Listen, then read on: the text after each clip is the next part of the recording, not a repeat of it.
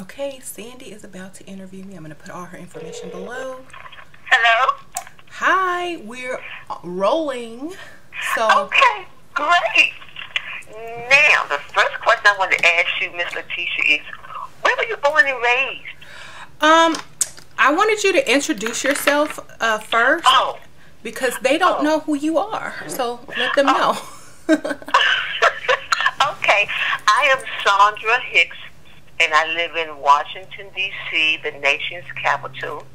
And I have been an avid viewer of Letitia's videos for a lengthy amount of time, and so I'm on board her fan base.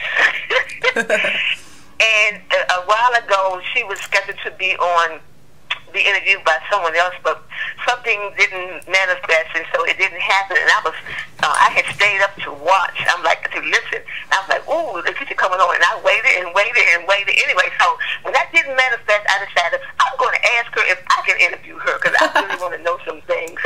So well, that's how I ended up where I am now. Okay. Well, go ahead. I'm ready. Where were you born and raised? I was born and raised in Houston, Texas. All my life. Okay. Oh, okay. Yep. And so now you live in a suburb of Texas, right? Yeah, I live about 15 minutes outside of the city of Houston in the suburbs. And I kind of grew up over here. And then we moved back to Houston. Then when I had my kids, I wanted to raise them where I grew up. So that's why I moved back to the suburbs.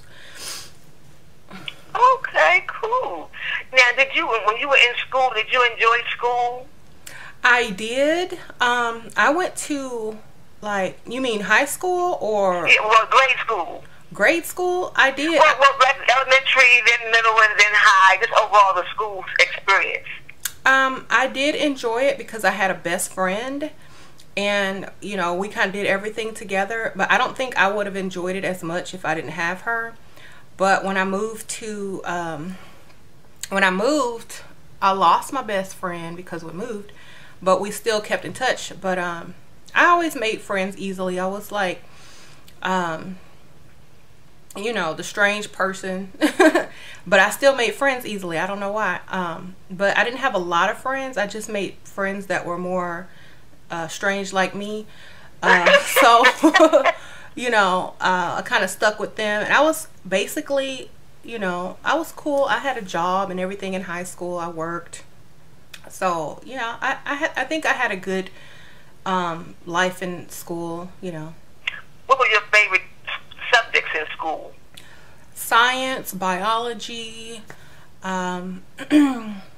psychology, like all the stuff that I'm really into now was my favorite. I didn't really like math too much. But you know, I passed it, but it wasn't my thing. I liked, you know, things that were interesting, and you know, still, you know, math was fine, but I liked the mysterious things, you know what I mean? Like, I loved art. I was in choir, actually. What were you saying? Yeah, I sang, but I got kicked out of choir. What happened? Me and my friend got kicked out of choir because we were trying to make the song sound better, if you know what I mean. So you went your own twist on it, huh? Yeah, they were giving us boring songs to sing, and we wanted to jazz them up, and the choir director did not like our rendition of it, so we got kicked out. Okay. Now, what about sports? Did you do any sports in school? I did not do any sports. Because, like, first of all, I don't like to sweat. Like, it's like I started working out at the gym, but I just did not like to sweat. Plus, I had a job, you know what I mean? And I was about my money. Oh, okay. That was about my money. Okay. All right, I heard that. What about I know your father. I really enjoyed, by the way, your conversation with your dad on YouTube. That was so precious, and I just love his stories about his magical practices and his family situations. That was so interesting. Are you bilingual? No, but I did take about 5 years of Spanish in school and in college courses. I can understand more than I can speak. I can actually read and I can actually write a little bit, but I would not classify myself as bilingual. I would say I'm Okay. about 1/4 able to understand the language. Okay, and you can probably hold a basic conversation. A little bit, yeah. I can understand what they're Okay, saying, but cool. I'm not going to be able to talk back to you. Okay, okay. Well, have you been to your dad's country where your father was born? Puerto Rico? No, I have not been there yet. My husband Okay. wants to go, so maybe we'll probably go when the kids get a little bit older. Okay, that'll be good. Mhm. That'll be a nice experience, I'm sure. And you'll probably meet some of your relatives and stuff. That'll be really nice. I'm sure you'll be videotaping what's going on because I see you carry your video when you go on vacation and stuff. Yeah. You have your video running. Mhm. And now your daughter's name, Sasha and was it Layla? Where did you get those names? What do they mean? My kids ask me that all the time. Why did you name me Sasha? Why did you name me Layla? Yeah, do they have particular meanings? They those names? do. They do. When I was pregnant, I was researching names, and I kept coming on across these names, and I was like, okay, what do they mean? And I would look up the meaning, and I'm like, no, I don't want my kid name to mean that. Uh, my husband was just pulling anything out the hat, and I was like, no, that's not a real name. That's not a real name. Okay. Real names have meanings. You know what I mean? Right. And he was trying to come up with some names that I didn't want my kids to have, and I was like, no. So I said, let me name them, okay? Because you don't know how to pick names. So I named Layla. She's my first child. I named her. It's Arabic for dark beauty or night. So it's darkness, dark beauty, dark night. It means that's what it means. And then Sasha, she kind of got named after two things. Oh, and I also named Layla after Layla Ali, her spelling. The spelling of her name. Because there's two ways to spell Layla. Maybe three. Okay. There's three ways to spell Layla. So I spelled it the way that Layla Ali spells her name. Because I liked the I in it. I don't know. Okay. So then I named Sasha. Sasha is a short derivative, a nickname almost to Alexandria or Alexander. And he was associated with Ra, the sun god, in ancient, Egyptian history. So, and also it means defender of man or defender of mankind. So she's very sweet and caring, and she always cares about people, So I feel like her name suits her well. She's very caring. She will defend people when people are doing wrong, and I feel like she's living up to her name subconsciously. And also, probably a lot of people think I named her after Obama's daughter, and I did kinda, because I said, okay, well, Sasha was born in December. Obama was elected in November, so I said if he wins, I'll name her Sasha. Because her name was going to be Alexandria, which is a derivative of Sasha. Sasha's like a shortened version of Alexandria. That how like they say, oh, your name is Richard and then your nickname is Dick.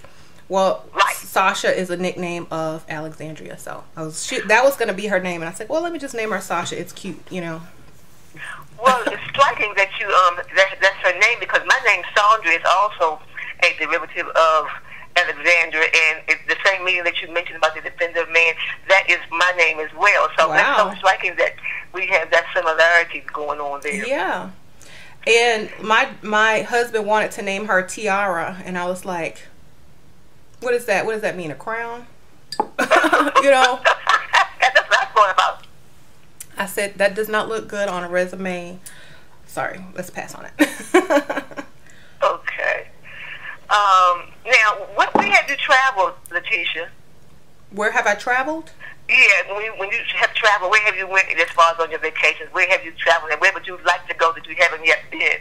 Oh, well, I've been to Mexico many times. I've been to Hawaii. I've been to Minnesota. I've been to New Orleans, Louisiana. I've been to Florida. Been to New Jersey. Where else have I been? California. I haven't really left the states yet. I had a passport when I went to Mexico. I've been there several times, but I would like to go to, where would I like to go? I haven't really ever thought about it because, you know, everyone in my family that I would travel with, they all want to go different places. But I always wanted to go to Egypt, you know, and see the pyramids and stuff like that. And then I would like to go to South America. Okay. What are some things you have on your bucket list? Well, I do want to become an author. I'm working on that, actually. I want my kids to have their own, like, I want my kids to be established. You know, that before I die. Oh, okay. And that's, you know, I really have mostly gotten to do everything that I wanted to on my bucket list. Like, I've done everything. Like, there's nothing that I could say that I haven't done besides, you know, go to the places that I want and, you know, get my kids established and, you know, write a book. That's it. Everything else, I think I've done. What about hobbies? When you're not doing your magical exercises and manifestations, what kind of hobbies do you indulge in? And types of music, TV shows, movies, and stuff like that? I watch a lot of shows that, you know, that deal with the supernatural. I love watching how they incorporate it in there because I know some of it, you know, they don't just pull it out of the hat. They really do research their, you know, their stuff when they're doing magic in the on the TV shows. But I also draw. I used to paint a lot before I had kids. I did a lot of painting, drawing, and things like that. I was very creative and crafty. I used to make stuff. I was like the DIY queen. But yeah, so I like to do stuff like that. Okay, what about your fashion style? Do you have like a signature, a trademark fashion style that's like, you know, that's the t-shirt? I'm different. It just depends on the time of year. Like, for example, in the spring and in the summer, I'm more boho chic. And in the fall and the winter, I'm more, you know, I'm wearing a lot of black colors, dark colors, you know, skulls, you know, more witchy, I would say, in the fall. And then, like, maybe around the holidays and in the winter, I'm more classic. Because I got to be around family. Oh, okay. That makes sense. So it changes throughout the year. I like to change up how I look because you don't want to just be the same. You know, I like to change with the season, like I change my house decor, you know, seasonal. And I can, you know, attest to that because when we watch your YouTube videos, I mean, you throw on the wigs and the hair texture changes and the makeup, and I mean to tell you. Well, you know what? When I watch, okay, let me tell you why I do that. When I watch other YouTubers, I get tired of seeing the same thing every day, all the time. Like, you look the same, you look the same, you look the same, you look the same. I don't get excited to watch YouTubers unless there's something different, you know. That's why I like watching the makeup channels because the makeup YouTubers, because every time they come up they look different and I'm like, it's clickbait, you know. And it makes you feel different, and it also gets, like, if you're in a rut and you just throw on a wig or a different color lipstick, you feel different, you know. So yeah, I never heard anybody express that about watching the YouTube videos. So that's interesting that you know, expressed that. It never dawned on me why you did it. I thought you did it because you were just, you know, a fashionista and a, you know, glamour, you know, diva, you know. Well, I feel like I'm creative by nature, and that's one of the ways that I express my creativity. Okay. Because, like I said, I used to paint, draw, and all that kind of stuff, and now I can't, so I just paint and draw myself. I love it. You make a way. Now, do you overall eat healthy? And your favorite foods are like what? I do eat healthy. I don't eat red meat. I don't eat pork. And it's not for any religious reasons. Because everybody always asks me, "Oh, are you Muslim?" I'm like, no, I'm not Muslim. I don't eat pork because of medical. You know, I've seen a lot of people get sick from eating pork. And I know how the pig does not have sweat glands, and their toxins build up inside their skin and in their meat, and then they ooze out of these little holes next to their hoofs. And so the pig is full of toxins, and I don't want to eat that. Right. And I stopped eating beef when I was 19 years old, as well as pork, because I became a mortician. I was in mortuary school, And I've seen autopsies, people cutting up on dead bodies, and it looked too close to pork and beef. Okay, so I was like, oh, let me just stick to seafood and poultry. So that's kind of why I stopped eating it. And plus, you know, it's much healthier for you, you know. What about favorite foods? You have any favorite foods? My favorite food is seafood. I love seafood. Oh, okay. Any type of seafood, I love it. I'm a Pisces, so maybe that's why. Do you like to dance? Do I like to dance? Oh yeah, in my younger years, I was in the club every night maybe. In the club, huh? In the club, dancing, yes. And then, what about now? Do you ever just dance around the house when you get in a certain, you know, mood? Or oh whatever? Yeah, we turn on videos, and me and my kids just dance. We got YouTube on our TV, so we'll just dance all night. You know, if we get bored. You should make a video with y'all doing it. I would just love to see a video of y'all dancing, you know, in a family type of way. You know? Now, back in the day when you were dating, when you went on dates, did you tell the guys off the jump that you were a witch?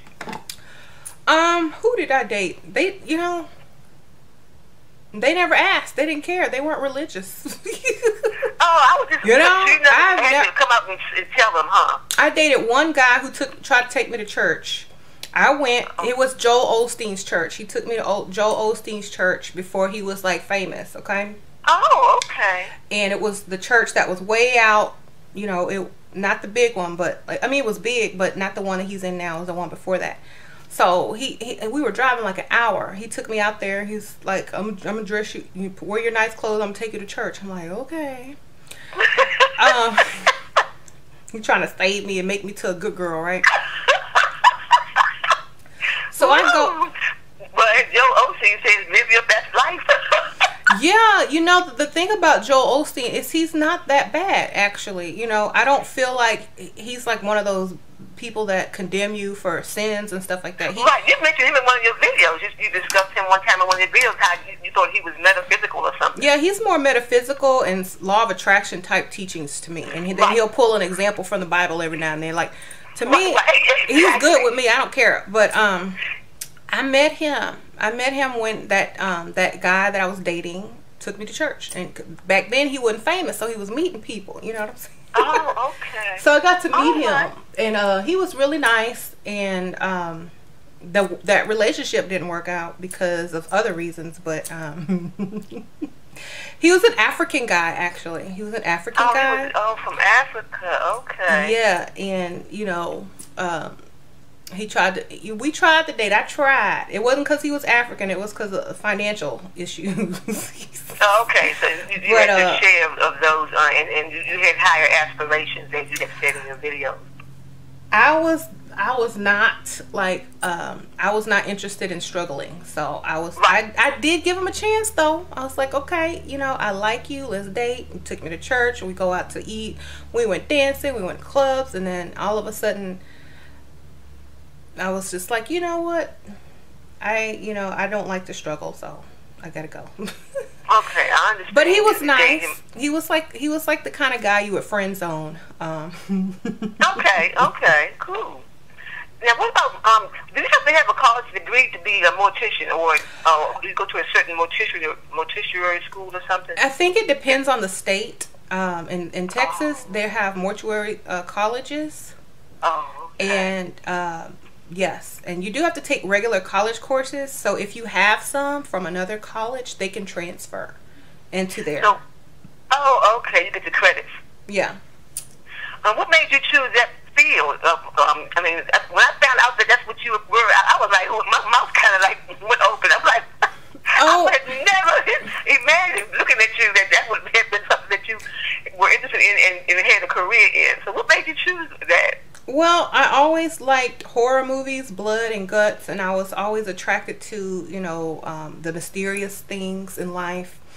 You know, I was doing magic and witchcraft since I was a teenager, reading tarot cards, and, you know, I was like, you know, I really wanted to be a forensic pathologist or a medical examiner, but I didn't want to go to school for 9 years. That's all the complete schooling, huh? Right. So I'm like, well, I'll just be a mortician, you know. So I went to mortuary school.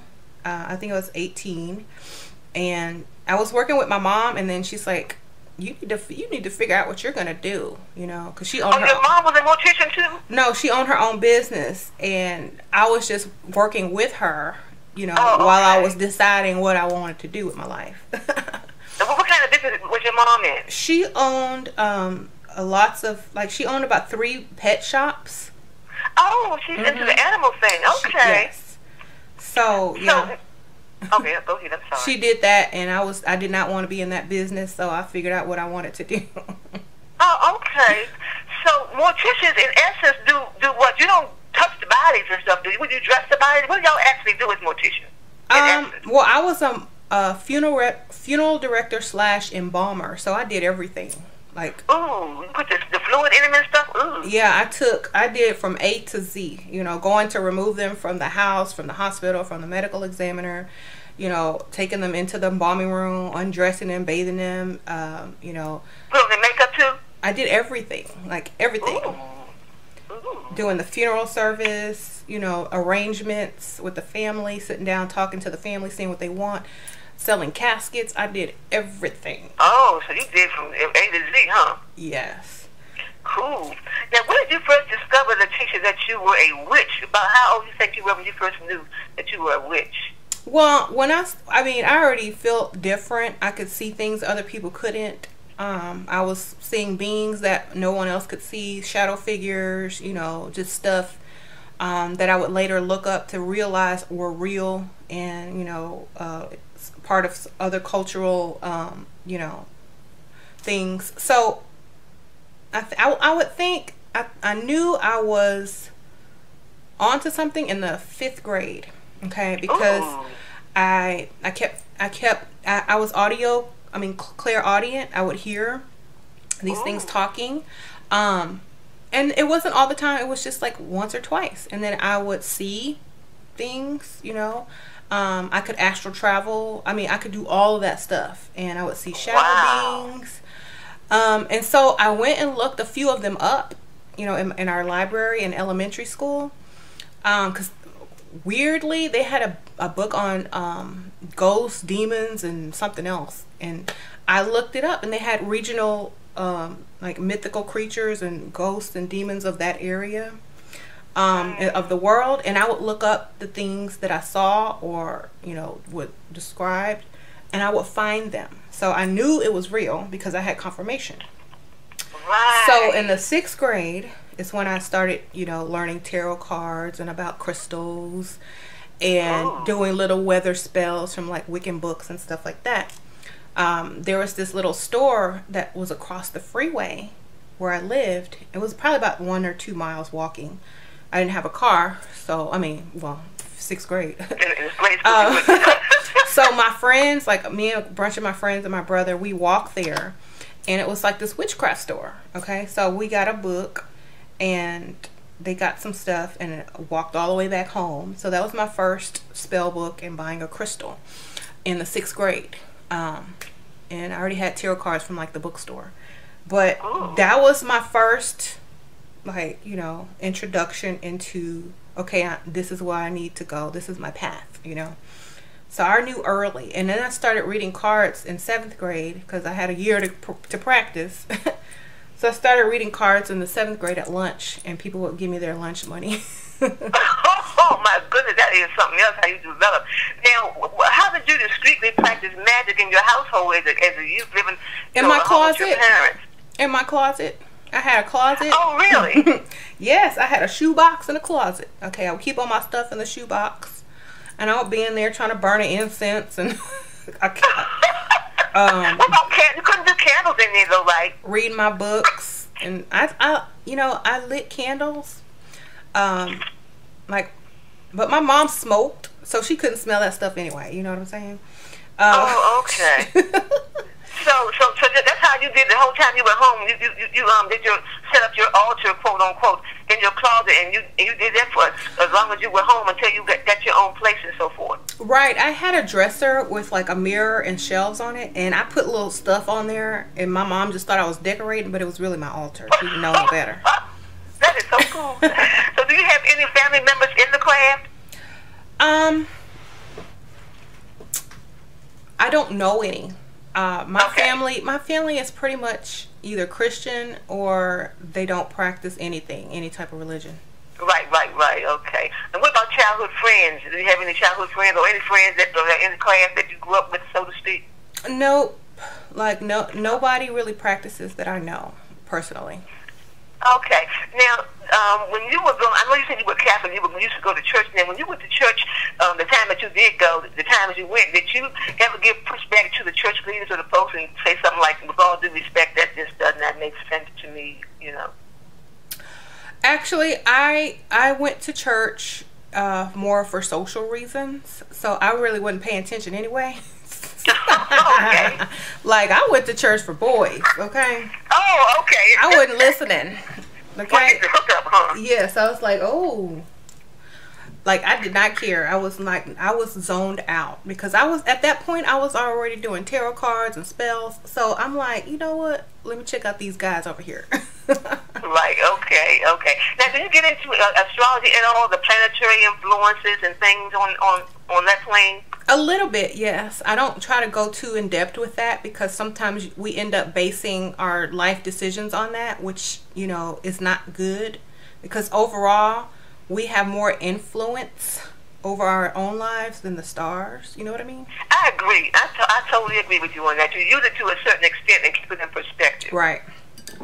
Now, I saw on a video, I saw somewhere, I think you had a YouTube video, and in the comment section, I was really, interested in when you said something to the effect that you programmed yourself to look younger than your age. And I think I hit your inbox and asked you, how did you do that? Because that really struck a chord with me.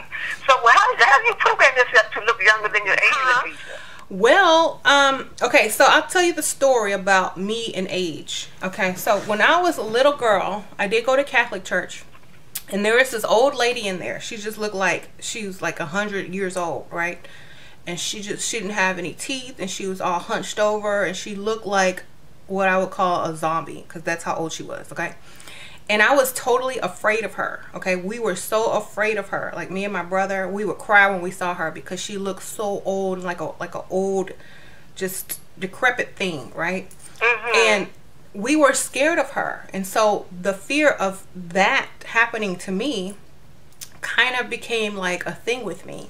And like, we called her, this is not nice, but we didn't know any better. We were like 2, 3, 4 years old. We called her the Muppet Lady because she didn't have any teeth. And so, you know how Muppets don't have teeth? So that was her nickname. And our sisters would tease us and make us sit by her or next to her or close to her. And it was just something that did not sit well with me, you know. So ever since I was a little kid, I did not want to age like that. So in my mind, I always thought, you know, that's never gonna be me. That's never gonna be me. You know, so that was already programmed inside of me. And then when I got older, you know, I feel like when you stop thinking about aging, when you stop counting the years, when you focus on what you look like at the moment and say, this is how I want to stay, you know, I would program myself, my body, my skin or whatever, with, you know, using the dark energy method, you know, which is, you know, programming the space between your cells to program your cells. Look, age slower, because I know you're gonna have to age. There's no way I'm gonna stay like this forever. But you know, to slow the process down, you know, it's all mental, because your body listens to your brain and your, you know. And plus, I do take lots of vitamins, you know, that help me. Oh, you take lots of vitamins. Yeah, I take biotin. That's good for your skin. And like, I don't eat red meat or pork, you know, because that ages you. Well, I had no idea. Oh yeah, eating red meat ages you faster because it takes your body more energy to digest it. So your body has to work harder, and so you age faster because your body's working harder to digest something. Wow. Okay. Now, the only meat I eat now is seafood, but I have partook of the pork and the bacon and all that, you know, back in the day. day. Yeah. But now I just eat seafood. I eat fish. I eat shrimp. And some people say one guy told me shrimp was like the roach of the sea. I was like, but whatever it is, I'm gonna keep on eating because I love me some shrimp. And I eat crabs too. He's talking about crabs like scavengers of the sea or whatever. He can call it what he want to call it. I'm gonna call it edible because I eat crabs too. So anyway, because some people they get on these tangents about this dietary stuff, and they do what they do, and you be yourself and do you. But I'm not going to restrict myself. I'm going to be reasonable and logical. Right. You don't have to go all out. Just Right. Exactly. Just balance. That's the key, balance. Right. Okay. Now, what are your main go-to crystals? Do you have any main go-to crystals? Yes, I use my quartz crystal a lot, and I use lots of black stones. But this quartz crystal, like a clear quartz, I use that, and then I also use tektite, moldavite, black onyx. I use a lot of dark stones, and amethyst is another go-to. When I'm working with love spells or, friendships. Which one? Amethyst. But when I'm working with other things like love, I will use a rose quartz. But clear quartz is good for me, and any black stone, I like to use those.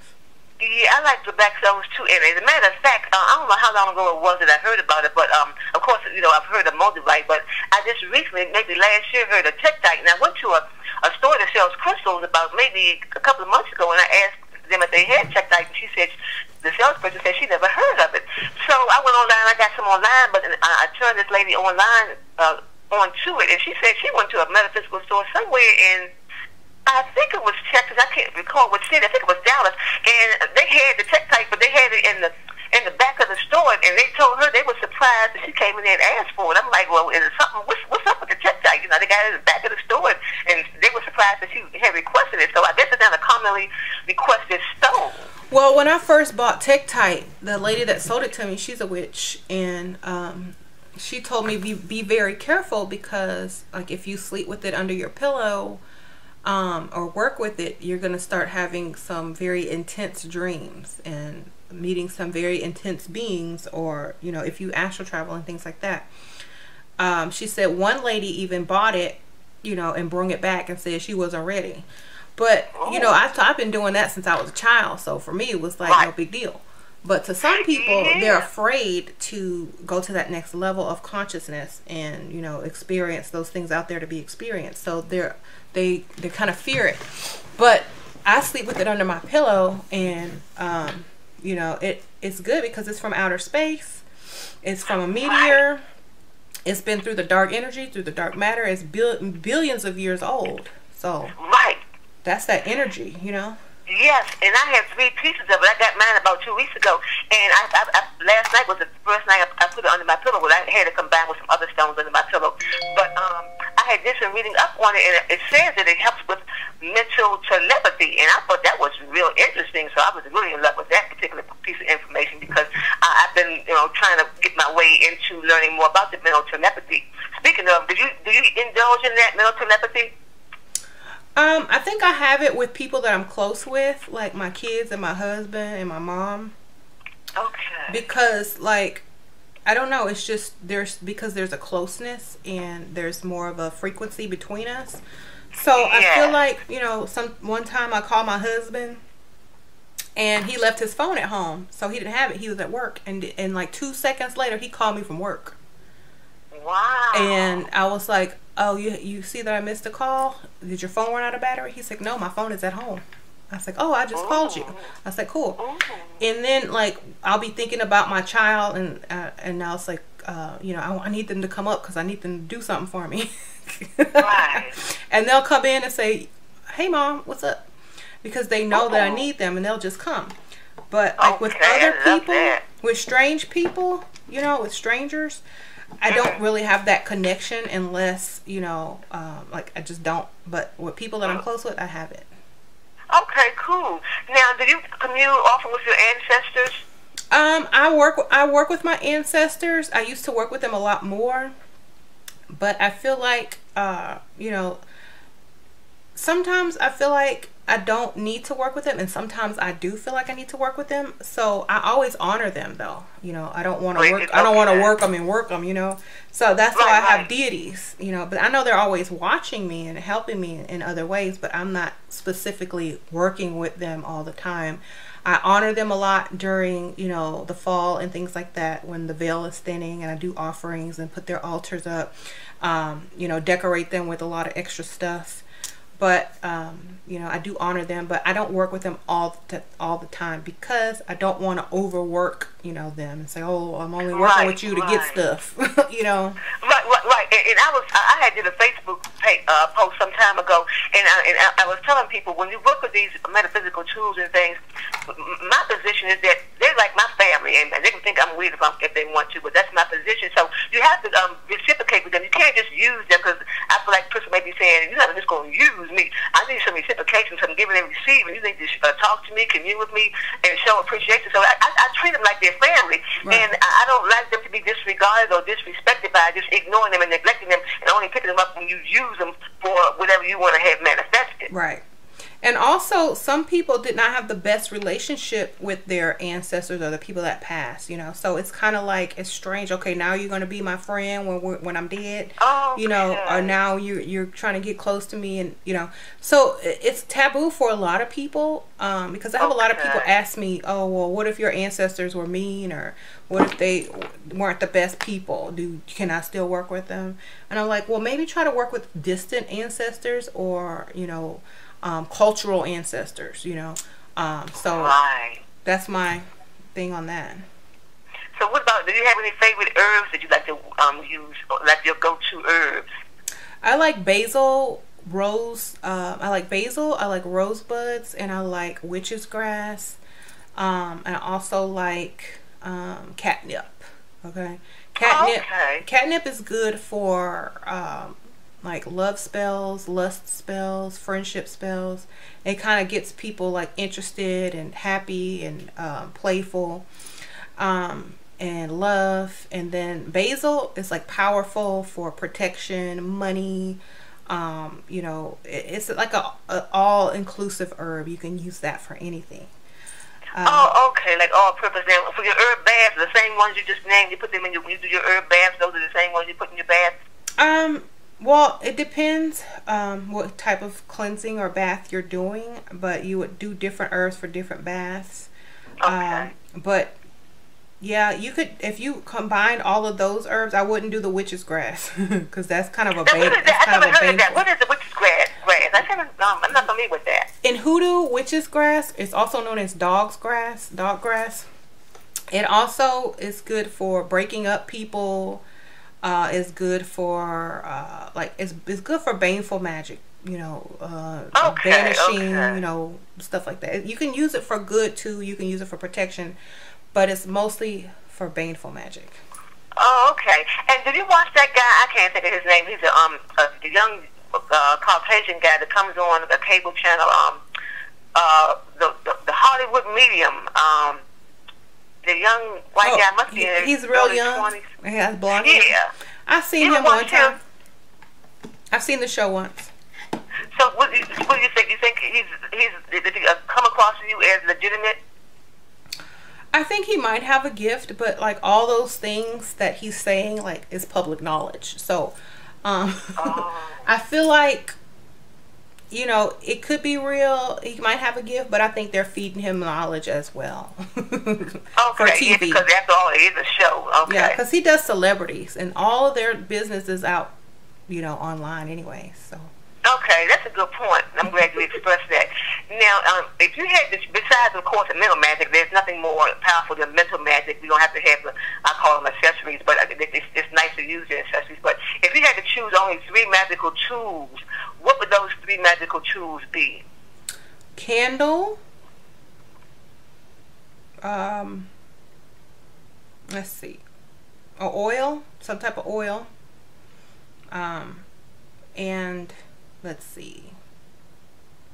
Paper and pen. I guess that's 4. But a pen. Okay, and so pen. Paper and pen, huh? Huh?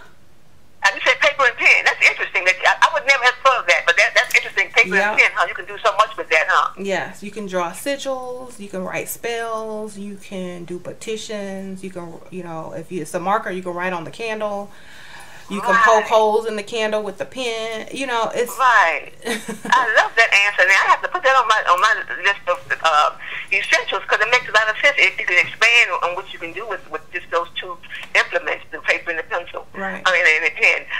Now, recommendations for witches on tight budgets. Some folks that, you know, they just can't, you know, they can't stretch out and get all, you know, those various accessories that are on the market. What would you recommend for witches on a tight budget? Candles, paper, and pen.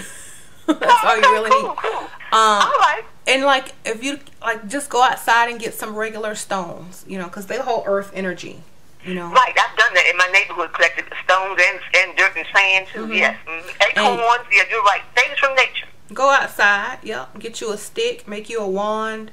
Get you some stones for earth. Dirt can be used in spells. Get you some dirt. You know, leave offerings when you take something from nature. Like, you know, some people push coins into the ground or leave, you know, something. But I feel like whatever you can get outside, and pen and paper and a candle, you know, that's pretty cheap. You know, most people got pen and paper already. Excellent. You're right. You're right. Now, do you feed your ancestors? Because I see some people have these, you know, spreads of meals on their altars and things. Did you stretch out with the meals, the 4-course meals and all that? No, I don't do that. I do more offerings like ancestor money. I burn candles for them, put their favorite things up there like perfume, lipstick, stuff like that. I don't put the food up there. Maybe like wrapped candy, if anything. But I don't do the whole foods because that, for me, that's more, you know, I've done it a few times, but like on special occasions, like on like Dia de los Muertos, All Saints Day, or maybe their birthday, or just like for special occasions. But I don't do it on a regular basis. Right. I haven't ever done the 4-course meal on an altar, but I put an orange or apple on there, some Hershey's Kisses. Yeah, that's what I mostly do. If I ever put a full meal on there, somebody, you know, it wouldn't stay up there for a few hours, and I would take it down.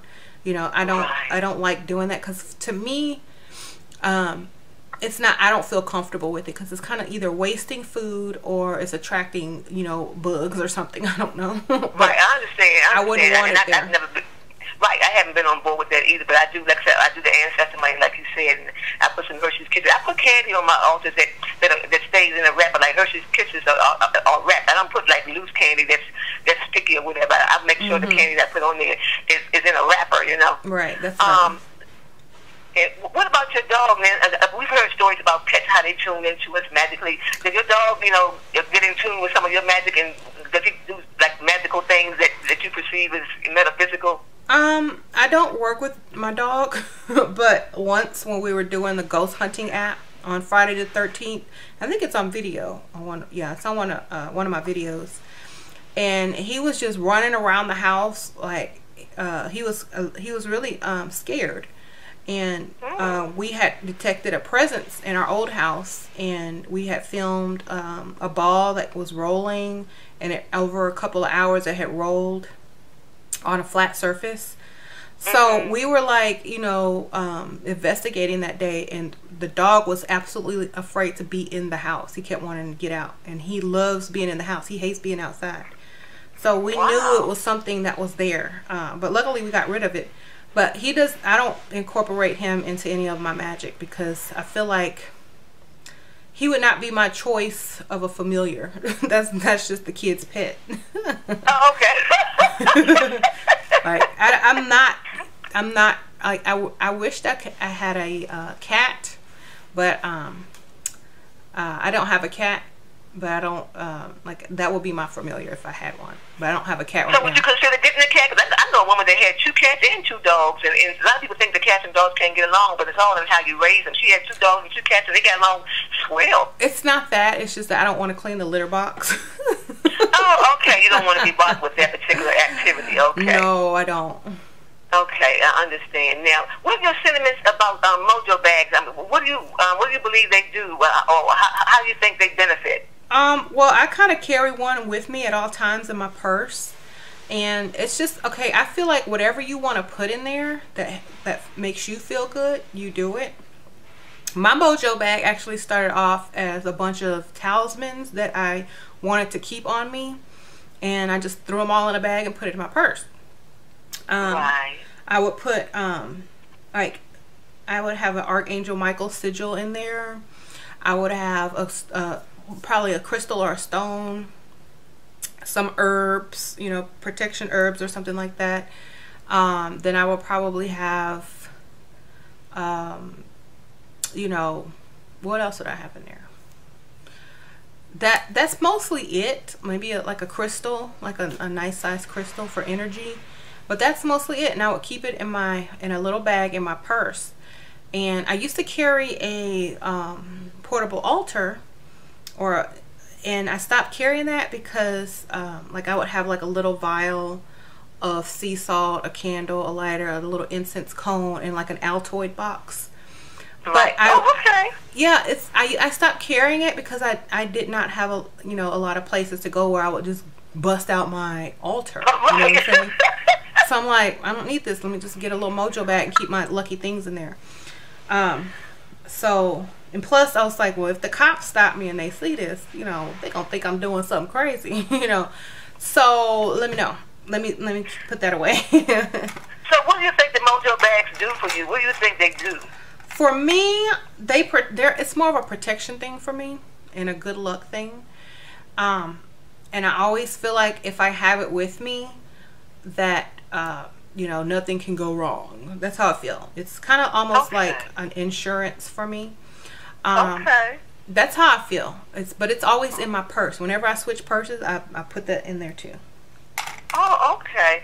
Now, do you use pendulums? And if so, what are your sentiments about pendulum usage? I use pendulums. I used to be a lot more into pendulums a while back.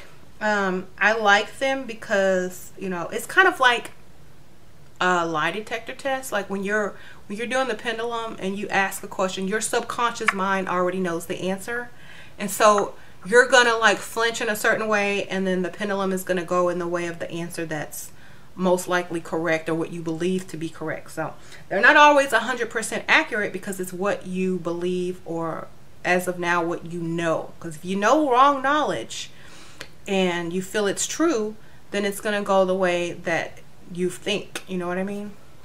Interesting.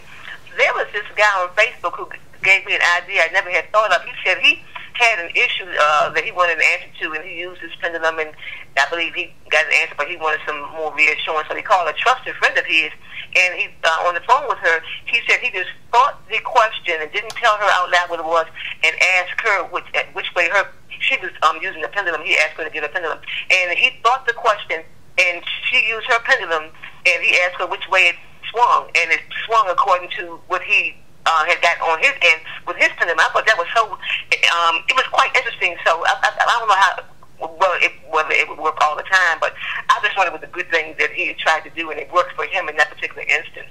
Right. Yeah, they used to use them back in the old days to determine if there was a girl or a boy before the baby was born. Oh, really? Mm-hmm. I had no idea. I wonder how accurate that was. I hope it was quite accurate, though. Well, I actually did it for a client one time, and it came out accurate. Really? Yeah. Wow, that's cool. And it was before they even got pregnant. I'm sorry, go ahead. Yeah, I said it was even before they got pregnant. Really? Mm-hmm. Oh, my, that is deep. Do you work with the elements, Letitia? If I do, it's more, I work with, well, on your altar, you represent all elements. So I work with the elements. Oh, okay. But I guess I was asking, do you summon? I've seen where one guy said he summons the elements, certain elements. He might say, I summon you fire for this, or I summon you water. But do you do like speaking out loud, or even soundly saying, I summon a particular element in your moon phase actions or whatever? I don't really do that, but when I was younger and I first started practicing magic, I did try to summon the wind. And hold on one second. Yeah, I tried to summon the wind, and I did made the clouds. I made it cloudy, and then the wind started blowing when I was young. So I knew, I was like, okay, this stuff works. Okay. So I did summon the wind once when I was young. And I feel like weather spells, like stuff like that, it's not really a good use of energy.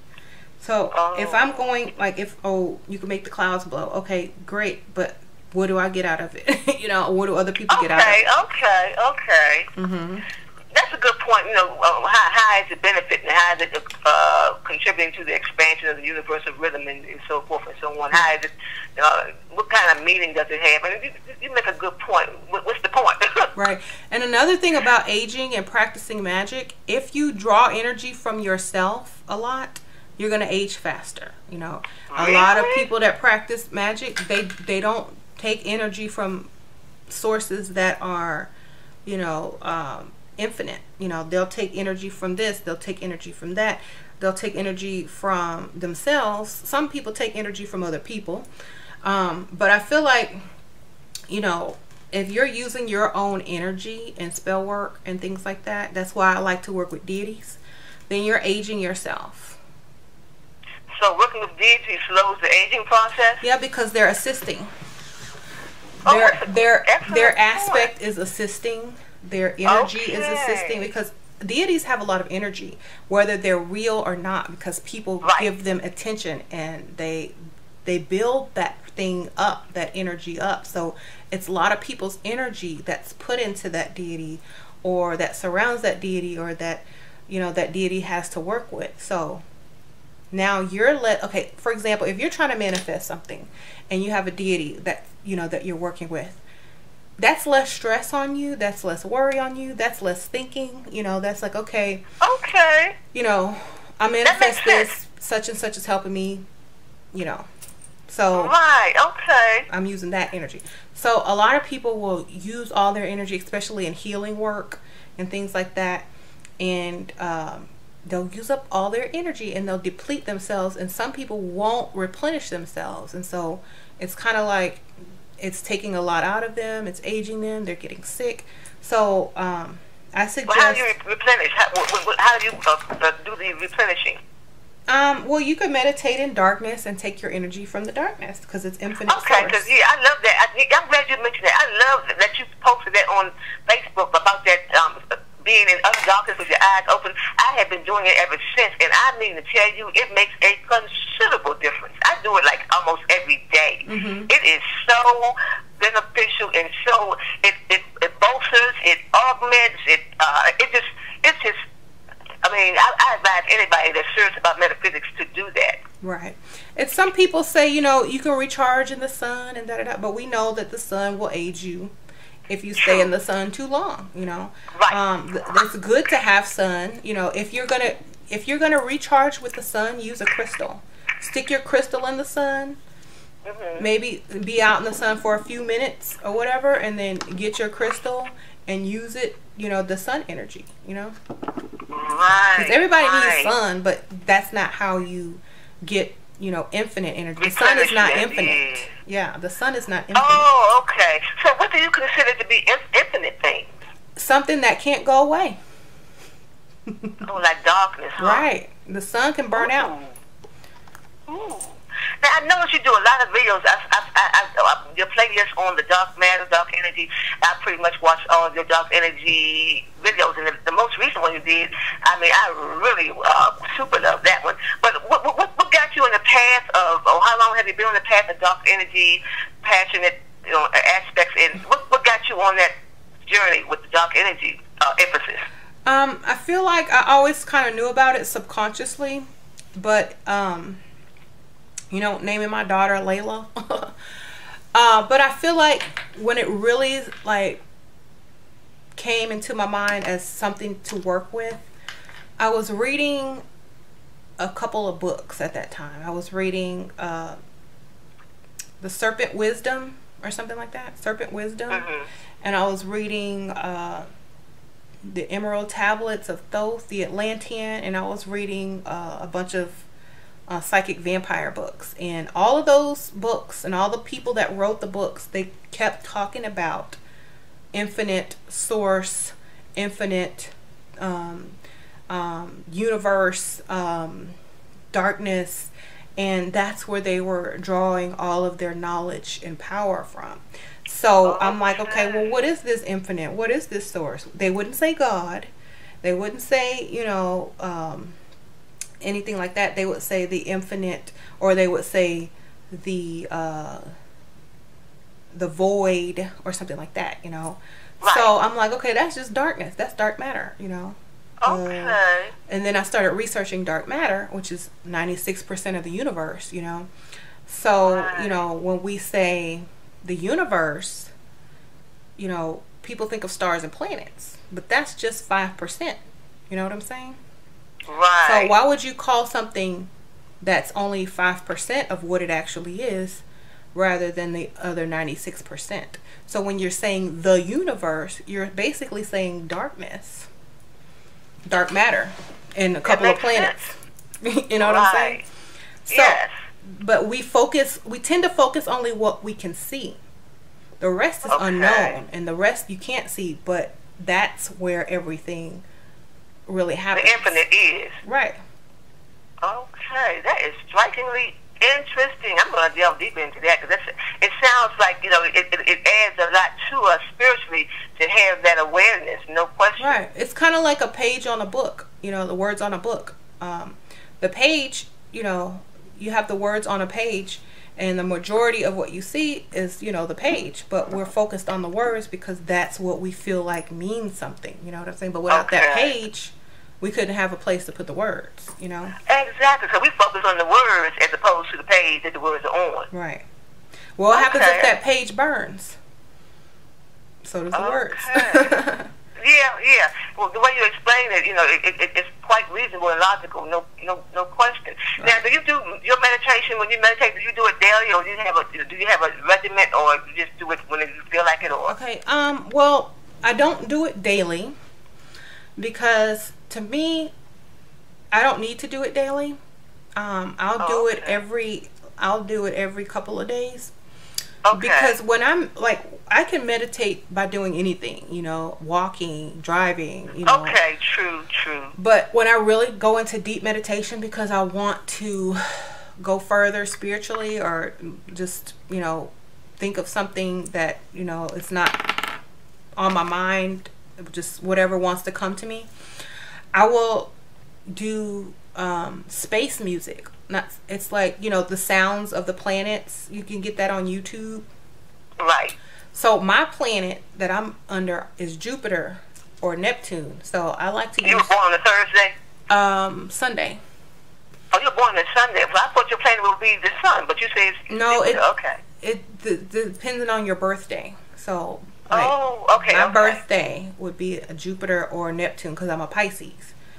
Okay. So I would find, the sounds of Jupiter on my phone on YouTube, and I will turn off the lights, and I will close my eyes, and I will go deep into that. And those sounds, the sounds of planets are information as well. So that's how I meditate. I don't meditate on, empty your mind, what's going to come in. I meditate with sounds of planets.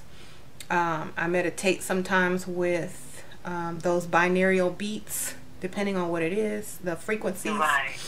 And you can get a lot more information that way. And also with dark stones, like black stones, hold them in your hand or put them on your forehead. Also, if you want to go even further, there is a stone called apophyllite. I have it, and I got the recommendation from you about 2 years ago. I watched one of your videos. You said something about this. Something you should get. You strongly urged us to get it or something, and I got it. I think the same week. Yes, I love it. So go ahead. What were you going to say about it, please? Yeah, you place that on your forehead, and it helps you astral travel further and faster.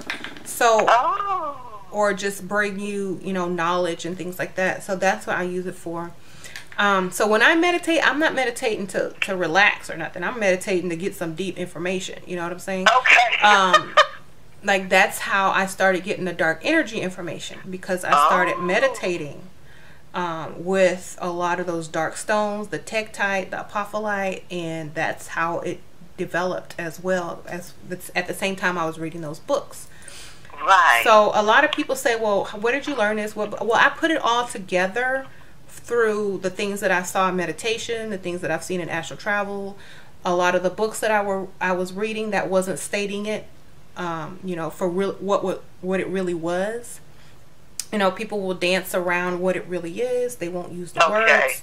So that's how I got it. You know, people have written about it for many years. They just don't use the same words as I use. Okay. They won't call it dark. Right, and the words that you use make it, you know, easier to get clarity. You know, it helps with the clarification. Right. I feel like if they overcomplicate things, less people will be attracted to it or be able to use it in a, you know, in a beneficial way. But if you break it down to what it really is, and that fear, you let go of that fear, then you're able to work with it. And the less fear that you have, the easier and faster things come to you. Because if you're working with the vortex, as Abraham Hicks calls it, you don't know what the vortex is. The vortex, what's the vortex? Do I fear the vortex? The vortex hell? What am I really working with? You know, if you just say dark matter, you can go back to science and figure that out, and you're not afraid of it. Right. Okay, that makes perfect sense. Now, also, when you meditate, do you ever chant the Om, the OM, and do some of the chanting and so forth when you meditate on occasions? No, I don't like to listen to my own voice because I feel like I'm not trying to stay in the present moment, and the Om to me is like reminding myself that I'm still here. When I meditate, I zone out, I black out, I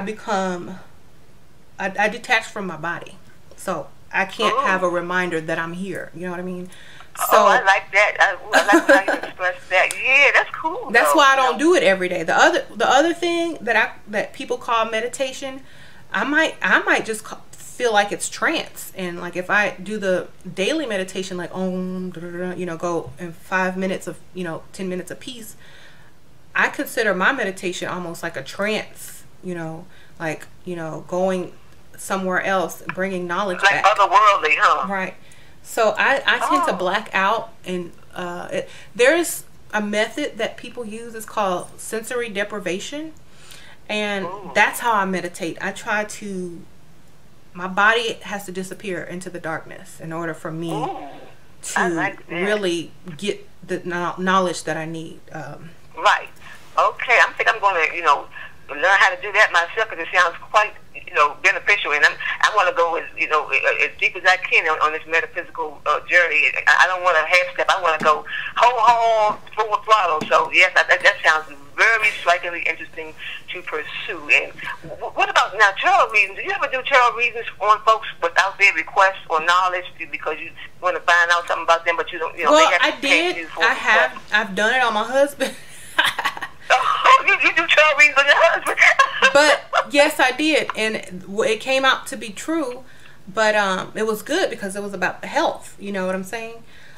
So I don't do invasive things like, oh, it's, you know, because I don't really care about certain things. Yeah, there's some things I don't concern myself with, but in general, I'll do it, and like something will come up about health, and that's, you know, that's a good thing. That's a warning. So I did the cards, and something came up about his health, and he had to go to the doctor, and there was something that needed to be addressed and fixed, and, you know, it's all good now, but it was there. And I told him, I was like, you need to go doctor. I told you. Okay. But ordinarily, you don't do it just to, you know, be petty and to be nosy, but you do it for reasons. Like, when you do it, it's like for people that you are close to, like family members or something like that. I read cards for a living. Like, that's my day job. So I'm not trying to do it for free. Okay. I give my kids some of their own cards, and I let them read me, and we'll read each other for fun. But I don't just read people like, oh, here's your reading, because the only person I read free is, like, every once in a while my cousin will ask me for a free reading, and I'll give it to her. But no one else really asks me for readings in my family, because, you know how they say the people that know you the best and that are closest to you really don't kind of, you know, feel like you can help them. You know what I mean? They don't feel like you're credible or whatever. So right. So in certain regards, but or they do it to be facetious, like, oh, give me a reading. You know, let me see what you got. And I don't respond to that. I don't even respond to that when people on Facebook because you're not a ask toy me. to be played with. Yeah. Yes, and I have What I met. Well, and I hope maybe I didn't make it clear. I met. Do you do readings on people without a request or their knowledge? Say for instance, somebody in my on my job, I can't. You know, she rubs me the wrong way, and I'm like, I'm gonna pull a card on this heifer to see what the hell comes up, and she has no knowledge of it. That's what I meant, something like that. No, I don't, because I don't really care about what people think, and okay. and I just don't. But if I did work with somebody like that, I might, but like I'm always alone, so okay, cool, I wouldn't put it past me if I were in that situation, though. Okay, cool. Now, do you ever think that lying is? Do you believe that lying is ever in order? Because some people have a thing about lying is completely out of order, never lie. Do you think that there's ever times when lying is in order, or do you think it's always out of order to lie? I think everybody lies, whether they're telling you the truth or not, whether they're saying they don't lie or not. I feel like everyone has lied. Everyone will lie in the future. And I feel like they're saying that because they don't want you to lie to them. That's interesting that you said that. Okay. So I feel like anybody who says they don't lie is lying. Plain and simple, huh? Yes. Okay. Yeah, now, the other thing I was going to ask, the thing about the spells, I think it was you or something. I think it was another which I saw on YouTube. Anyway, somebody I saw on YouTube said that when it comes to spells, don't be coming to them for, because she works for, I think she does magic for a living as well, and she was saying, you all want these spells to be rushed, you want the results right away, and you know, you can't put a time limit on spells, and everybody wants instant results. How do you feel about the time and the spells? Because you never know the time, and once you do a spell for someone, you have no way of knowing the timing before it's going to become a reality or whatever, right? Right. People ask me this all the time, and it's the most common question. And I say the same thing. There's no time limit, and it depends on the obstacles in the way of what you want, okay? If you got 30,000 obstacles in the way of what you want, that's how long it's going to take. If you're willing to wait, you can wait. If not, you know, then you'll give up on it. And, you know, when you give up on something and you start doubting it, then you're pushing it away anyway. So a lot of people want results in a week. And if magic could give you results in a week, don't you think everybody would practice it and that everybody would have everything they wanted? You know, magic is not guaranteed, okay? It all depends on what is being done, the obstacles in your path. If the other person is just done with you, they just done. There ain't no way magic is going to change their mind or influence them in any way, because, you know, what's done is done. And you can try to influence them with magic. You can try. It might temporarily work, but if that person is done, no amount of magic is going to keep them there. You know what I'm saying? Also, sometimes, you know, people will get upset with me because I won't guarantee the magic, and I'll you know, I'll get what is the word, sarcastic, and you know, after I've told them what I just told you, they'll say, well, I want it to work in 2 days or 1 week. Can I win the lottery by next week? And da da da da. So I'll get smart back with them. I was like, yes, you can win the lottery. I'll tell them yes. I was like, yes, you can go ahead and win the lottery. Okay. I said, by the way, don't you think if it was that easy, I'd be a millionaire by now? Okay. And what you said, you know, it's completely reasonable and logical, you know, as far as the reality. That's the reality. So, and then people, but you have a track record. So, when you tell people that, they still go ahead and pay for the service, though, don't they? They will, and I say I won't do this for a specific amount of money. I will do this in general. You will attract abundance and wealth and prosperity in general. I'm not going to let you win the lottery because I can't even win the lottery. Why would I give that to you? Okay, cool. Now now you have all these videos on YouTube, and your YouTube channel is public. So, do you ever run into people like at the grocery store, like, "Hi, you Ashera Star God? I watch you on YouTube." You ever run into people like that when you're out and about? I ran into one person, and it was at a store that sells witchcraft stuff. So they knew me. Yeah, I ran into one person while I was shopping. Okay. And because you get all those hits, you know. yeah, just one person. You know, I seen someone was staring at me strange before. I feel like they might have seen me, but they couldn't figure it out. But I have met. So you're openly you're not in a witchy closet. So you out of the closet as far as your neighbors and I mean you don't go out and broadcast and dress all weird, you know, spooky looking. But overall, you're not in the witchy closet. No, but no one like my next door neighbors would never watch my videos because they wouldn't be searching for it. You know what I'm saying? Oh, okay. You know, I don't have my real name on there, you know, so if they came across it by accident, I don't even think that they would put 2 and 2 together. They would just think someone looked like me because, you know, oh, you know, you know, they wouldn't connect it. You know, I don't talk to them enough. Okay. But you're not in the closet, but you're not, you know, like gangbusters out there with it either. No, I'm not out of the closet. I mean, I am out of the closet, but I don't display it. You know what I'm saying? Right. You don't go out there strapped with crystals and pentagrams and that no. Kind of stuff. Well, if you come to my front porch, there's herbs and skulls and crystals on there. If you can figure it out, that's good for you. Oh, okay.